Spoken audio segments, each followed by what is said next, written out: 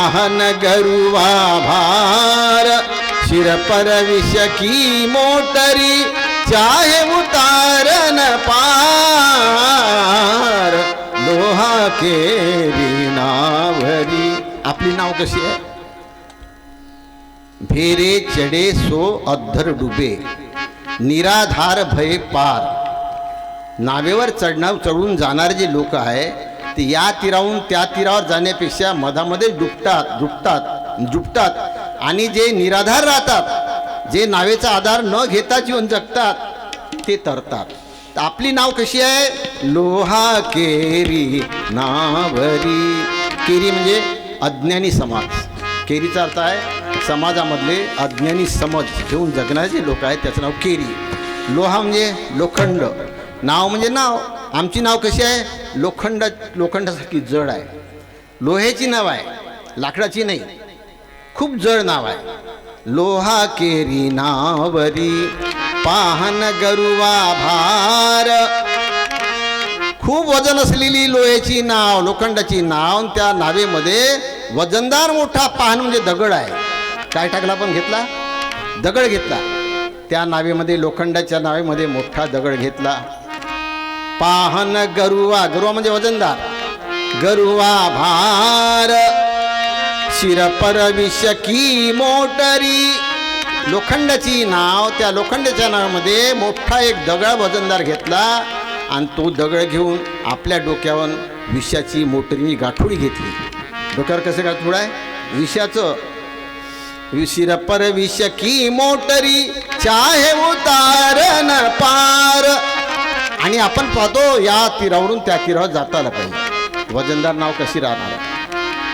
Loha carry नावरीचा अर्थ असा आहे, आपली जी नाव आहे, नाव म्हणजे जगण्याची पद्धत, तरण्याची पद्धत, सुख शांती स्थिरता प्राप्त करण्याची पद्धत, समस्या आपत्ती विपत्ती निवारण्याची पद्धत, रोगराही नाना प्रकारचे संकटे निवारण्याची जी पद्धत आहे ती कशी आहे? लोहा केरी नावरी. लोहा म्हणजे वजनदार लोखंड. त्याचा अर्थ असा आहे जडबुद्धी. जडबुद्धी घेऊन आपण जगत आहोत. तुका म्हणे जडबुद्धी बुद्धी, तुका म्हणे जडबुद्धी बुद्धी, तुका म्हणे जडबुद्धी बुद्धी, तुका म्हणे जडबुद्धी बुद्धी, तुका म्हणे जडबुद्धी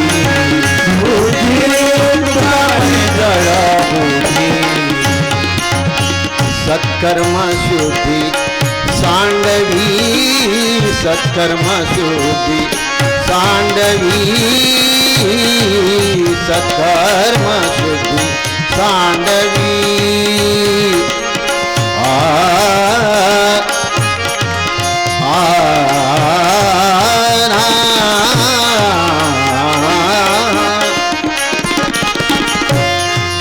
सत्कर्म शुद्धी सांडवी, सत्कर्म शुद्धी सांडवी.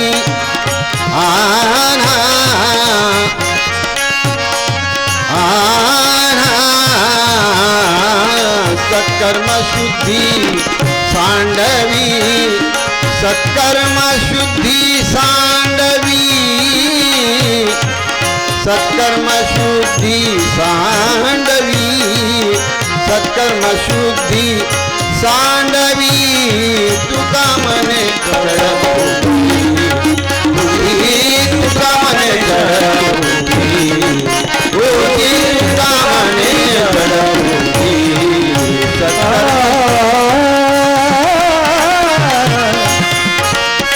सत्कर्म बुद्धी सांडवी.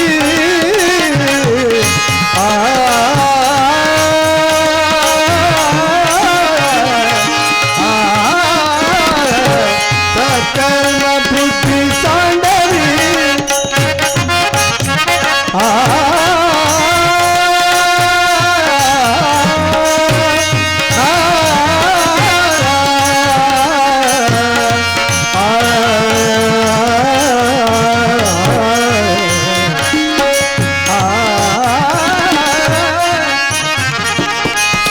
कर्मबुद्धी सांडवी सत्कर्म बुद्धी सांडवी सांडवी सांडवी तुका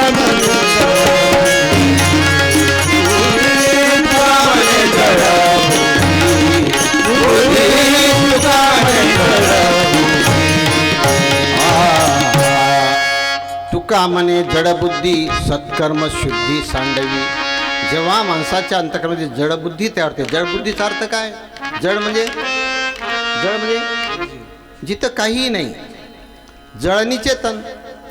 जडबुद्धी म्हणजे त्या बुद्धीमध्ये काही नाही.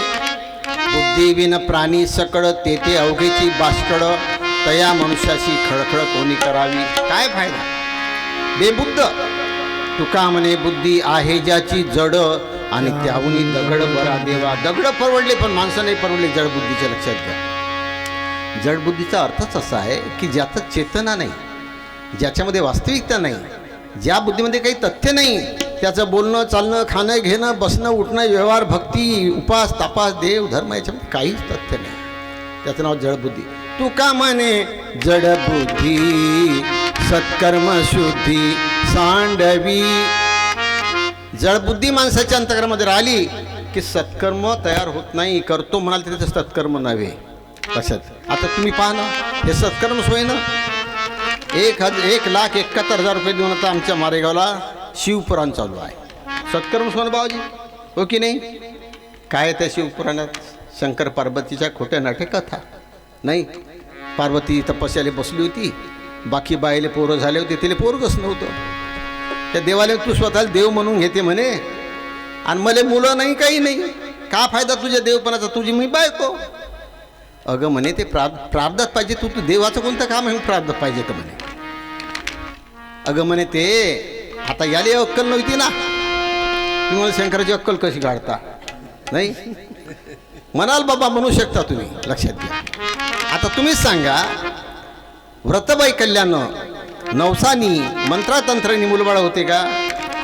नवसे जरी कन्या पुत्र होती तरी का करणे लागे पती. अरे नवसानच पोरबाळा होते तर पती पत्नीचं कोणतं काम आहे? पती दिल्लीले राव आणि पत्नी आदिलाबादले राव. होईल का मुलं? साध्या गोष्टी आहे ना. शंकर मा बाप राव भीता काय? अनंत महाराजांनी समजा 2+2 5 जर सांगितलं तर अनंत माझा बाप राहा ना. कान धरून त्याला सांगा ना 5 नाही होत म्हणून. भेटू आपण. कसं बोलावं बापा? संतांचं वाक्य कसं खुलून काळावजी. ते देवानंच के देवानं कसं सर्व असे 60 बायका होत्या श्रीकृष्णाले. जमते आपल्याला 2 नाही करा जमत. गावात 3 काय होते ना. ते देवाची लीला आगाद आहे. बसा लीला घेऊन बसा बोंबलत तसेच. काही माझं म्हणणं नाही मित्र. 2+2 4 होते, 5 होत नाही. कोणीही राहू द्या. बिंदुक कांधरा जाणत्याने तत्वे अभ्यासावी, रूपांतरे व्यवहारे आणावी, मग बिघडली घडी दुरुस्त करावी समाजांची. लक्षात घ्या. आधी शिकवणं जो शिकवी तोची पावेल उंच पदवी, मग गुंतल्या लोकाशी उगवी विवेक बळे. क्लिअर करून घ्या. ती म्हणे मला मुलं बळा नाही. अगं म्हणे तू असं कर, तपाला बस. कारण तपयुग होतं त्यावेळेस. ती तपाला बसली. 1 महिना गेला, 2 महिने गेले, 4 महिने गेले, 6 महिने गेले, 8 महिने गेले. तपाला बसली आणि तिनं काय केलं? माझं तप म्हणे यशस्वी होईल, कधीतरी भगवान प्रसन्न होईल आणि मला मुलगा होईल. मग मुलगा झाल्यावर मी त्याला कुठं पाळण्यात घालू कशी आणि मी कसं करू? म्हणजे तर अगोदरच तिनं पाळणा घालून ठेवला. बंगई. त्याला बंगई म्हणतो ना आपण. काय म्हणता तुम्ही त्याला? हां आमच्या भाषेमध्ये तुम्हाला काय म्हणता येतं का? तर त्यांनी बांधून ठेवली आपल्या एका मयालीला आणि ती बंगी अशी हलवली. हलवल्याबरोबर तिथं आलं ते पोरगण लागलं लढायला. होते का जी असं? हां होते का असं? तुम्ही मला देवाची लीला होऊ शकते. आता त्याच्या पलीकडचं ज्ञान आपल्याला नाही. भात जोडतो तुम्हाला. आपण नाहीच तर काय आले आपल्याजवळ त्याच्या पलीकडचं ज्ञान नाही. मित्र हो, खरे खोटे ज्ञान काही अंधरुड्या शिकवी ती पायी, गट पिळले भिन्न भाविकांची एक न मिळते. ज्ञानेश्वरानं भीत चालवली म्हणे. जमलं का जी? चालवली का भिंत? नाही, त्याच्यात गुह्यार्थ आहे. आध्यात्मिक अधिक वैज्ञानिक भाषा जी आहे ती संतांची राहते. आध्यात्मिक याचा अर्थ असा आहे, आत्म्याचं अध्ययन करून सिद्धांत तयार करतो आणि त्या सिद्धांताचा प्रयोग केला, त्याचं नाव आहे वैज्ञानिक ज्ञान. प्रयोगांती वैज्ञानिक आणि प्रयोग करण्यासाठी जे सिद्धांत आहे त्याचं नाव आध्यात्मिक. तर आध्यात्मिक ज्ञान आणि वैज्ञानिक ज्ञान या दोन ज्ञानाचा शोध आपल्या विवेक बलाने घेतला पाहिजे, नाही का. असा धरी छंद जाय तुटून या भवबंध, मैनावतीने कृतार्थ केला. नाही आहे ना गाणं. असा धरी छंद, छंद असा घ्या. प्रश्न असा नाही, ज्ञानेश्वरी वाचा, भागवत वाचा. आजचा विषय असा आहे भाऊजी, 4 तास जरी पाय असले तरी विषय काही होत नाही आज, लक्षात घ्या. पण थोडक्यात सांगा, थोडक्यात पटवून घ्या. असा छंद घ्या, असा ध्यास घ्या. ज्ञान हे वाईट नसते, प्रत्यक्ष ज्ञान वाईट नाही, परोक्ष ज्ञान वाईट नाही, अपरोक्ष ज्ञान वाईट नाही. परंतु ज्ञानाचा उचित वापर न केल्यामुळं ज्ञानाचे त्रिविध प्रकार, 2 भ्रमविती एकची सार. ज्ञानांचे त्रिविध प्रकार, वस्तू प्राणी पदार्थाशी संबंधित प्रत्यक्ष जे ज्ञान आहे त्या ज्ञानांचा सदुपयोग केला तर मनुष्याच्या जीवनामध्ये सुख प्राप्त होते, त्याच ज्ञानाचा दुरुपयोग केला तर माणसाच्या जीवनामध्ये दुःख प्राप्त होते. ज्ञान वाईट नाही, वापर वाईट आहे, लक्षात घ्या. हा एक भाग झाला. दुसरा ज्ञानाचा भाग कोणता आहे? कुठेतरी आकाशात दृश्य अदृश्य स्वर्गामध्ये, सप्तपाताळामध्ये, 21 स्वर्गामध्ये कुठेतरी देव आहे, अदृश्य शक्ती आहे. या जगाचा करता कोणीतरी आहे, बुद्धिदाता आहे, सुखकर्ता आहे, दुःखहर्ता आहे, अशी जी आपल्या समाजामध्ये जी वाणी आहे. आणि अशी कल्पना करून त्याच्या प्राप्तीसाठी ज्या काही आपण साधना करतो, भजना पूजनाचा, पूजापाठाचा, त्या साधनेला म्हटलं आहे परोक्ष ज्ञान. हा मायेचाच प्रकार आहे. आता वास्तविकता जर कल्पना केली, प्रतिमा निज कल्पना उत्तम, परिसंत प्रत्यक्ष पुरुषोत्तम, चालते बोलते परब्रह्म, अतिउत्तम साधू सेवा. उत्तम कल्पना करणं माणसाच्या जीवनामध्ये आवश्यक आहे. उत्तम कल्पना याचा अर्थ असे, भगवान कुठेतरी आहे, आपल्यापेक्षा आदर असलेला आदरणीय लोक कुठेतरी आहे, माझ्यापेक्षा पूज्य श्रेष्ठ ज्ञानी अनुभवी लोक आपल्या समाजामध्ये आहे, होऊन गेले त्याचं स्मरण करा, आहे त्याला नमन करा, नाही त्याचा त्याग करा. हे शिकलो पाहिजे आपण. मानू करू नका म्हणतो तुम्हाला देव, देव मानू नका म्हणते. गेलेल्या देवाचा विसर करा म्हणतो मी. गेलेल्या आई वडिलाला का आपण याच्यावर फेरू सोडून द्या म्हणतो आपण. नाही नाही नाही, आठवण केली पाहिजे. स्मरण कशासाठी असते? स्मरण ज्या गोष्टीचं, आता मी समजा तुमच्यासमोर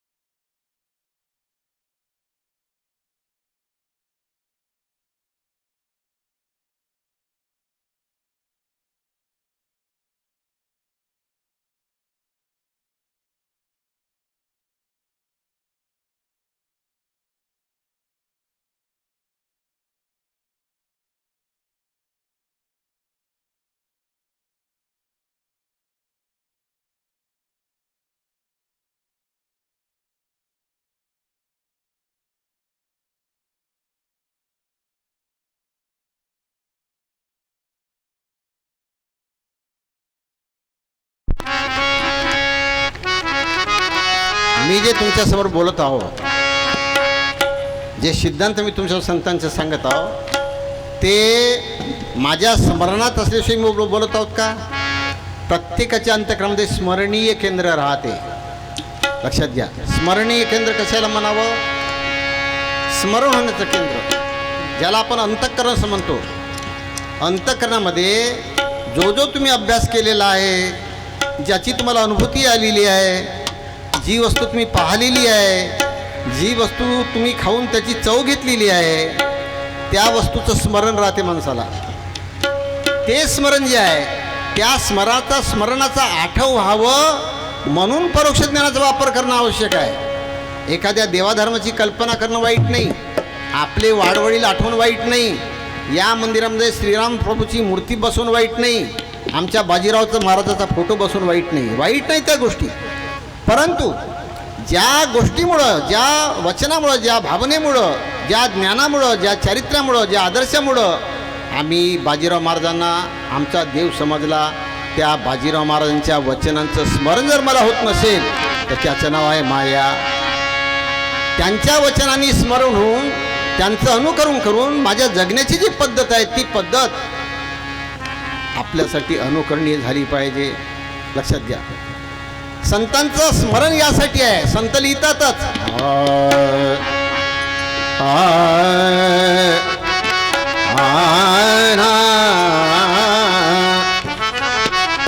विषय हेची असे बंधने, विषय हेची असे बंधने, विषय हेची असे बंधने, विषय हेची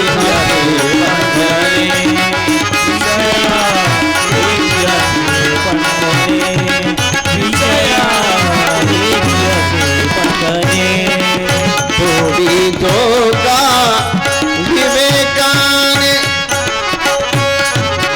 थोडी जोगा विवेकाने,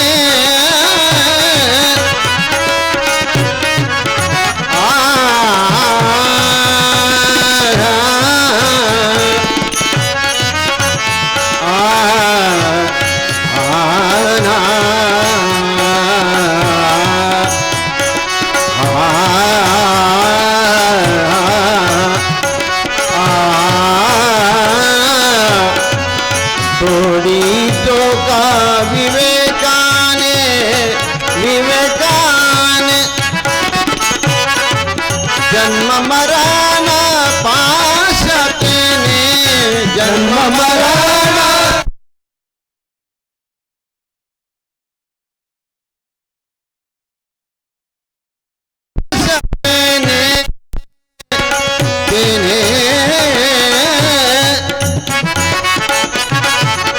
जन्म मरण पाशतेने, जन्म मरण पाशतेने, चुकविले बापा, चुकविले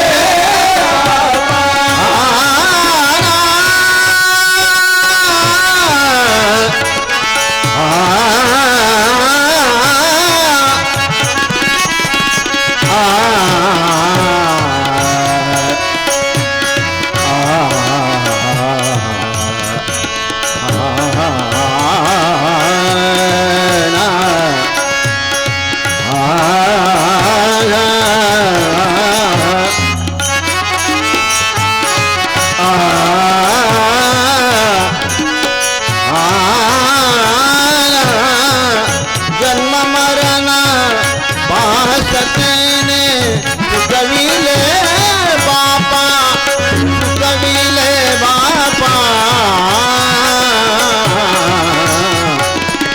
विषय हेची असे, विषय हेची असे, विषय हेची असे, विषय हेची असे, विषय हेची असे बंधने, तोडी जो का विवेकाने, जन्म मरण पाशतेने, चुकविले बापा, विषय हेची असे बंधने. म्हणून देवाधर्माविषयीची कल्पना जी आपल्या डोक्यामध्ये आहे त्यालाही वावगं समजू नका. आजचा मी काय बोलून राहिलो, संतांच्या सिद्धांतानुसार तुमच्या संबंधामध्ये जे वस्तू प्राणी पदार्थांच्या सलगीने तुम्ही व्यवहार करता आहात त्यांची सलगी तोडू नका. कारण आवश्यक आहे, जीवन जगण्यासाठी पैसा आवश्यक आहे, शेतीवाडी आवश्यक आहे, आई बहीण आवश्यक आहे, भाऊ भावंड आवश्यक आहे, शेजाधर्म आवश्यक आहे, काय आवश्यक नाही. परंतु या देहसंबंधित वस्तू प्राणी पदार्थांचा वापर करत असताना संतांनी दिलेल्या वैचारिक धारणेचं स्मरण करून त्या स्मरणांनी उचित वापर जर केला तर आपलं हित होईल आणि अनुचित वापर केला तर ती माया होईल, लक्षात घ्या. म्हणून हे परोक्ष जे ज्ञान आहे, देवाधर्माची कल्पना ही वाईट नाही, पण ती चारित्र्य घडवण्यासाठी, स्मरण ठेवण्यासाठी, जीवन सुधारण्यासाठी केला पाहिजे. श्रीराम प्रभू आहे, मंदिरामध्ये मूर्ती आहे, त्यांची जी भाऊबंदकी होती, त्यांचा जो आदर्श होता, काही गोष्टी निरर्थक लिहिलेल्या आहे. प्रत्येक शास्त्रपुराणामध्ये उच्चतम जीवन जगणारे लोक होऊन गेलेत, त्यांना कलंक लावणारे काही काही वाक्य आहे. मला तुम्ही जो अर्थ केला, भगवान श्रीकृष्णाला 16 सहस्त्र बायका होत्या, हे लिखाण आहे. भागवताच्या 4थ्या स्कंदामध्ये आणि 7व्या स्कंदामध्ये पाहून घ्या. फक्त हे त्याची लीला वर्णन केलेली आहे. या फसव्या लोकांनी, पोट भरणाऱ्या लोकांनी लिहून ठेवलं त्यांनी, आणि त्याचा प्रचार चुकीची कल्पना आहे. अरे जो भगवान श्रीकृष्ण आहे, ज्यांनी गीता अर्जुनाला सांगितली, 6 अध्यायामध्ये कर्मकांड, 6 अध्यायामध्ये भक्तिकांड आणि 6 अध्यायामध्ये ज्ञानकांड, 18 अध्याय आहे. तिथं तेवढा मोठा ज्ञान लिहिणारा मनुष्य, त्याला इतका बायका असू शकते का जी? मग या ब्रह्मज्ञानी लोकांनी काय केलं, तिथं अर्थाचा अनर्थ करे. 16 सहस्त्र बायका म्हणजे काय, यानं आपल्या हातचं लावलं.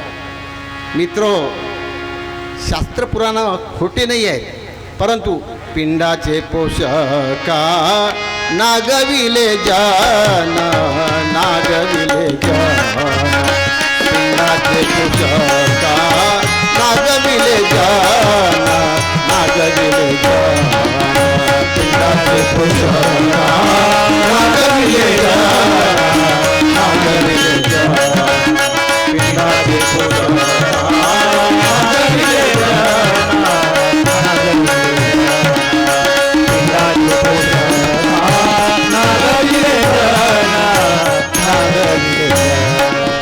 लतीचे पुराण केले वेद,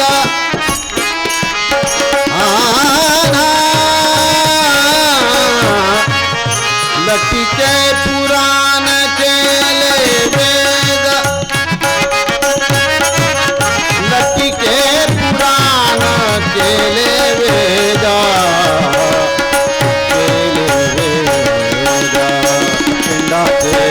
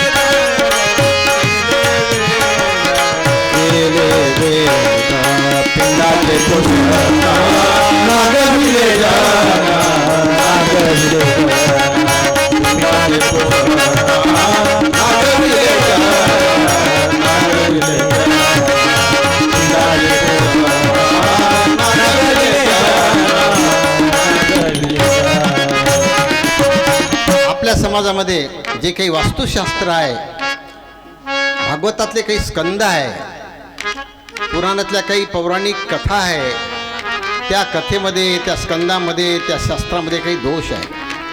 ते दोष यासाठी लिहिले गेले की त्या शास्त्राच्या भरोशावर हजारो लोकांनी कामधंदे बंद केले. एक नाम तारी सब दुकानदारी, मतलबियों की रीती सारी, ही जी रीत पद्धत आपल्या समाजामध्ये, ती फक्त पोट भरण्याची कला आहे. पिंडाचे पोषका नागविले जन, नागविले जन.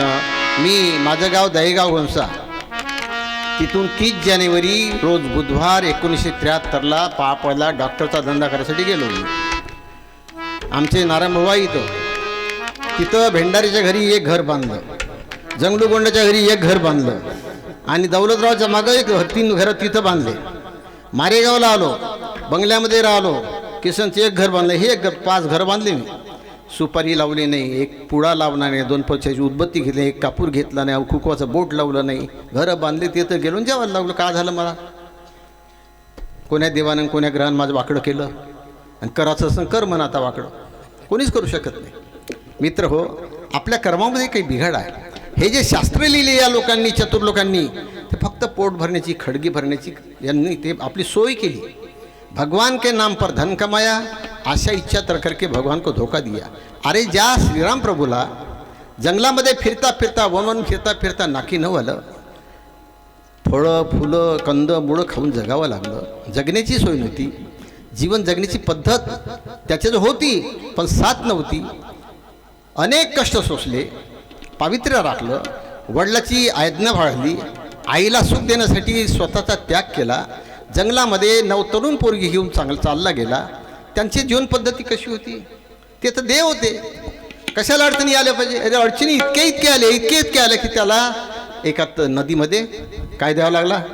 आत्महत्या केली श्रीराम प्रभू सारख्याला आत्महत्या करण्याची वेळ येते, आणि हे त्याची महिमा लिहिते, आणि त्या महिमेवर आपले पोट भरते. याला काय म्हणता तुम्ही? शास्त्र सोपं कठीण आहे का? शास्त्र वाईट आहे? प्रचार वाईट नाही आहे, परंतु इथं जे काही व्यंग आलं, लक्षात घ्या. नाना मती नाना भेद, भेदे वाढती विभेद, नाही का? वेदशास्त्र श्रुती स्मृती, त्यामध्ये वाक्यभेद पडती, वाक्यभेद राहते याच्यामध्ये. त्यातूनही निवडूनही काढती संत साधू. या संतांचं साधूचं काम आहे की अथांग अभ्यास करणारे लोक आहे. अच्छा, नाकातून तीर काढणारे लोक आहे. प्रत्येक सद्ग्रंथ, दासबोध, ग्रामगीता, भागवत, मूळस्तंभ, अनेक प्रकारचे ग्रंथ 1964 पासून मी चाळत आलो. एक एक पान, एक एक शब्द पाहता. त्याच्यामध्ये किती चातुर लोकांचे मला कळेल, तुम्हाला काय माहीत आहे? परंतु तुम्हालाच कशी कळली? आज त्याचा शोध घ्यावा लागते, तप करावं लागते. राजो, डोळ्यातून पाणी पण वाचावं लागलं, येऊ पाटे लागत पण वाचावं लागलं, रात्रीचा दिवस करावा लागला, अनेक मंडळीसाठी अनेक प्रश्नाची उत्तर शोधावं लागली. आणि हे शोधत असताना माणसाच्या जीवनामध्ये जो द्वेष आणि तिरस्कार राहते एकमेका, माझ्यामध्ये होतं. ते कार्यक्रम करताना मी अनेक पंथाचा द्वेष करत होतो, अनेक पंथाच्या धर्माच्या चुका काढत होतो. माझं कीर्तन तसं होतं, आज ते कीर्तन नाही. जेव्हा मनुष्य मुरतो ना, तेव्हा थंड होत जातो, लक्षात घ्या. आणि मग तिथे इथे समरसता, जिव्हाळा होते. इतर ग्रंथ राहो, आपला पंथ राहो की दुसऱ्याचा पंथ राहो, जितकं तुमच्या अंतकरणामध्ये ज्ञान येईल, ज्ञानाची अनुभूती तयार होईल, तितके तुम्ही समरस होत जाता, लक्षात घ्या. म्हणून सौख्य लाभावे इतराप्रती, आपुली साधावी उन्नती, सौख्य लाभावे इतराप्रती, या उद्देशे जी संस्कृती, धर्म म्हणावे तिज लागी. हा धर्म आहे. हा धर्म कळला की बाकी धर्मच नाही, भांडायला काही जागाच नाही. म्हणून अवघट चले सो, अवघट म्हणजे अवघट याचा अर्थ अवघड, कठीण. अवघट चले सो नगरी पहुँचे, बाट चले सो लूटे. अवघड म्हणजे अवघड मार्गातून चाललेले जे लोक आहेत ते आपल्या नगराला पोचतात. आणि पाडलेल्या ज्या वाटा आहेत, जंगलामध्ये वाटा किती राहते? पडूनच राहते ना वाटा. बाट चले सो लूटे, पडलेल्या वाटांनी चालणारे जे लोक आहेत त्यांची या जगामध्ये लूट चालली. 5 तत्व 3 तत्व की आय परी है गाट, याही में भूले सकल महापुरुष की बाट. अनेक महापुरुषांच्या वाटा या पोथीपुराणामध्ये देवधर्मांच्या, पूजापाठीच्या, पुण्यांच्या, स्वर्गप्राप्तीच्या, मोक्षप्राप्तीच्या ज्या वाटा लिहिलेल्या आहेत अनेक शास्त्रामध्ये, त्या महापुरुषांनी लिहिलेल्या आहोत. परंतु त्या कशा होत्या? 5 तत्व 3 उनकी, 5 तत्वांचे 5 जळ धर्म. या पुराणे या वाटेने काय झालं? माणसाचे अंतकरण कठोर झाले, कठोरता आली, माणसाचं बोलणं तीक्ष्ण झालं, उग्रता आली बोलण्यामध्ये, माणसाचं मन चंचल झालं, स्थिरता राहिली नाही, माणसाचं मन निर्दयी झालं. तुम्ही जितका या वाट पाडणारी या नाना प्रकारच्या ग्रंथाचा अभ्यास करा, तितके माणसं द्वेषी होत चालले. लक्षात घ्या. एक सरीपाठ चालला तर मिळून मिसळून लोक राहते.